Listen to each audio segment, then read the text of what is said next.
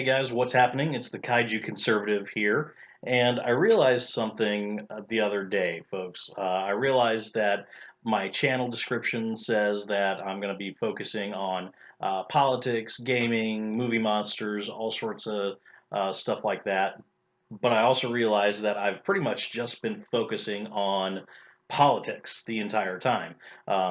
Mainly because, number one, I just find politics fucking fascinating as hell. But number two, because shit just keeps on happening in the political world. So, what I'm going to do today for you is kind of take a bit of a break from the political world and examine a little bit the latest nerd du jour. That's come out on Netflix, and that is the Death Note live action movie.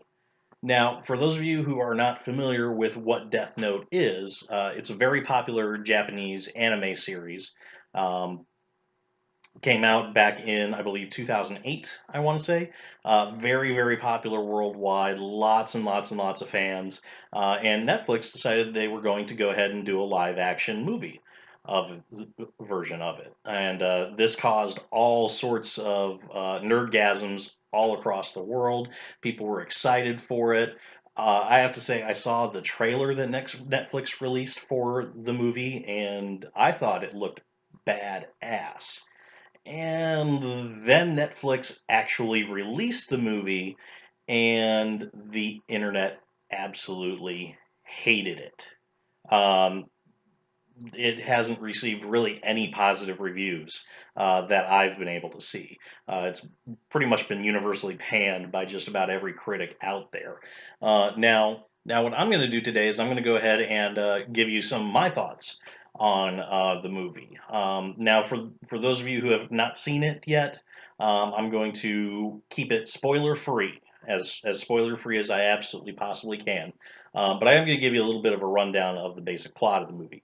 So, Death Note, in a nutshell, uh, high school kid named Light finds a notebook called the Death Note, and in this notebook, if you write somebody's name, they will die.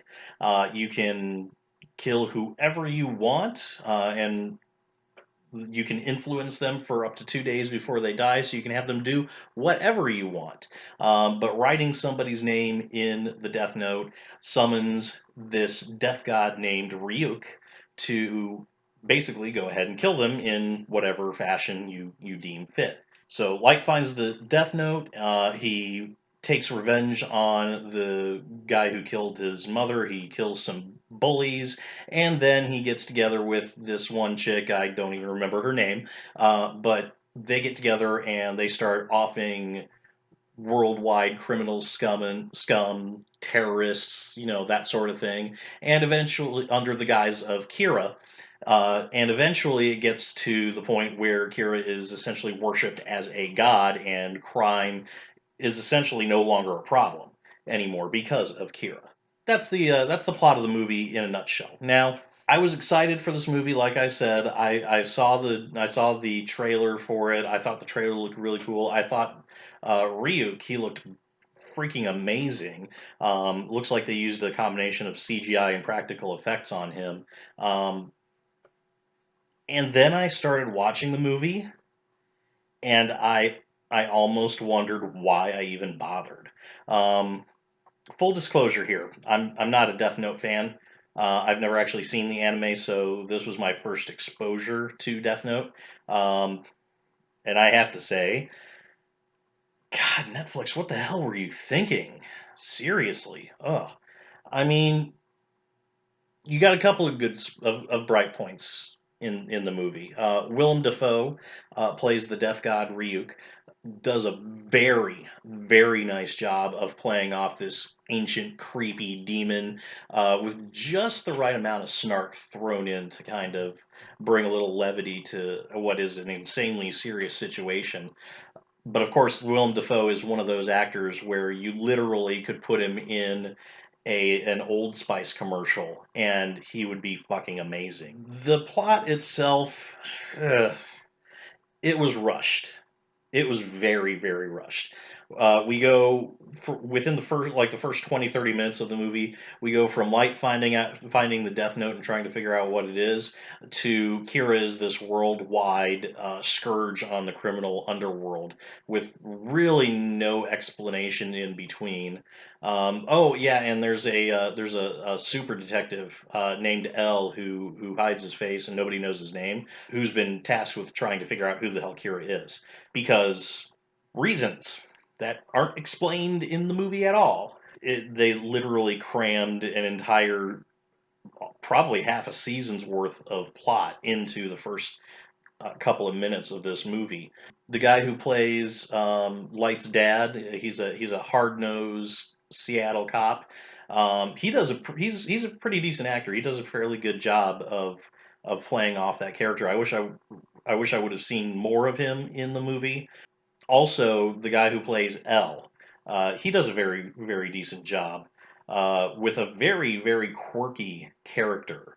Is how you can best describe L. He's very odd. There's a lot going on with him. None of it's touched on. None of it's explained. You get a little hint as to his background towards the end of the movie, but it's not really explained very well. Speaking of the end of the movie, this is what I had the most problem with because the end of the movie, it just pissed me off. I mean, quite frankly, it just pissed me off because you literally have these random coincidences that happen to make everything nice and perfect and wrapped up in a nice little bow for Light. And literally the last couple of minutes of the movie, I was just sitting there going, "Oh, come on, seriously?"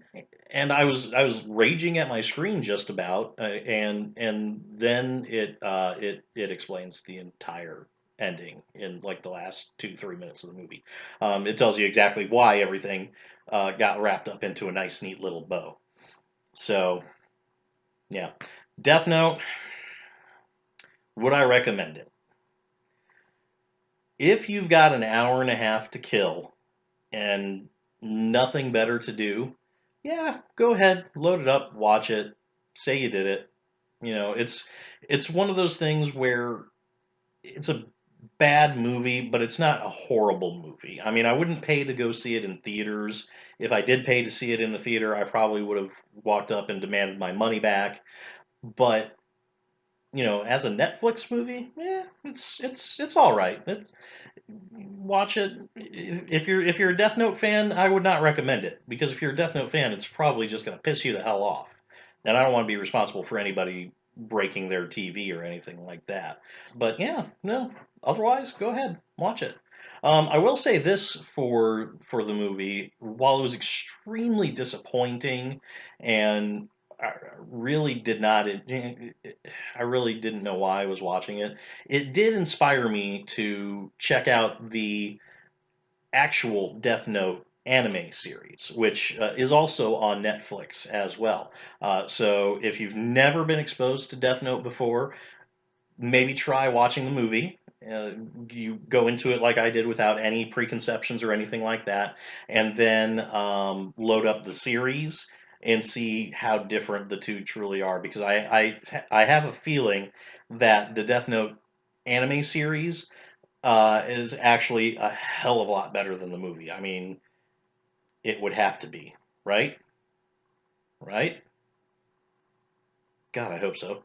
Hey guys, thanks so much for listening. Go ahead and if you enjoyed the podcast, leave a like. And if you want to stay abreast of what I'm doing, go ahead and hit subscribe. You can also follow me on Twitter and on Gab. I've got links in the comment section below. What did you think about the Death Note movie? Have you seen it? Let me know in the comment section. And I will see you all in the next video.